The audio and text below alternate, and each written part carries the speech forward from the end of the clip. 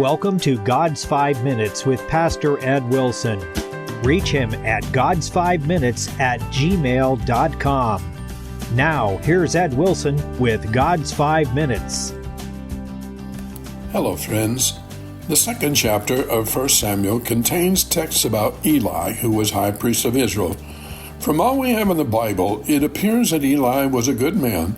He was versed in the knowledge of the God of his people. He was entrusted of that God with an office of surpassing importance in the religious life of the nation, and there is no reason to suspect he did not carry out that function as best he was able. But the story of Eli must also always include that of his two sons, Hophni and Phinehas.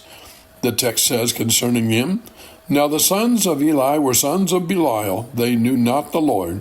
It's emphatically expressed. No doubt their father had educated his sons well, giving them good instructions, setting them good examples, and putting up many a good prayer for them. And yet, when they grew up, they proved sons of Belial, profane, wicked men. They knew not the Lord. They must have had knowledge of the law of Moses, yet, because their practice was not conformable to it, they are spoken of as wholly ignorant of God. They lived as if they knew nothing at all of Him. Parents cannot give grace to their children, and is not inherited. Many that are sincerely pious themselves live to see their descendants notoriously impious and profane. Eli was high priest and judge in Israel. His sons were priests by their birth. They lived at the fountainhead, both of magistracy and ministry, and yet they were sons of Belial, and their honor, power, and learning made them so much the worse.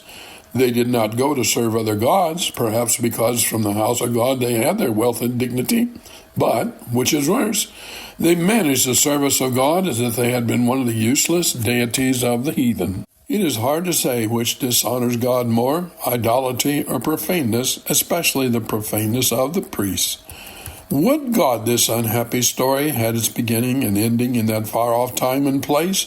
But it just doesn't. In simple fact, it has been repeated over and over all through the slow unwinding centuries, and it is very much with us today. Many a young man, many a young lady, who spent the early years of life listening to father and mother pray around the family altar, who memorized Bible verses and once knew most of the songs in the hymnal by heart, has lapsed into the same sad course as these two willful and disobedient men. The story of Hophni and Phinehas concludes with God refusing to defend the Ark of the Covenant, which should have been their special charge. Their religious profanity at last brought the nation outside the divine protection that had been their heritage from the time of the departure from Egypt, so that the very presence of the ark, which was meant as a symbol of their connection with God, provoked an attack by the Philistines, and 30,000 Israelite soldiers were slain in the ensuing defeat. Hophni and Phinehas were among the dead.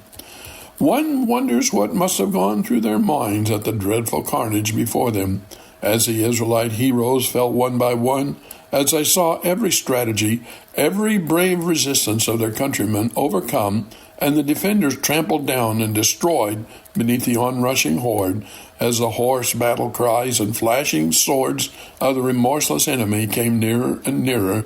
Do you think they prayed? But how could they not? When their poor old father heard the sad news, he fell backward in overwhelming sorrow and broke his neck.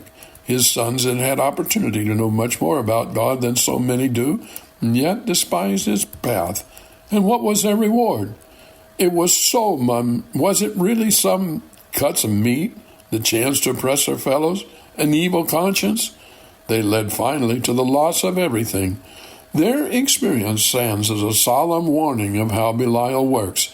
Well, this message is coming to you, friend, with a prayer that you and I and those we love do not follow this fate.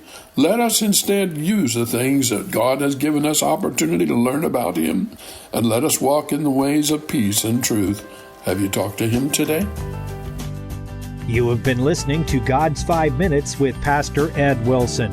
Reach him by email at godsfiveminutes@gmail.com. Tune in next time to hear more encouraging thoughts from God's Word on God's 5 Minutes with Pastor Ed Wilson.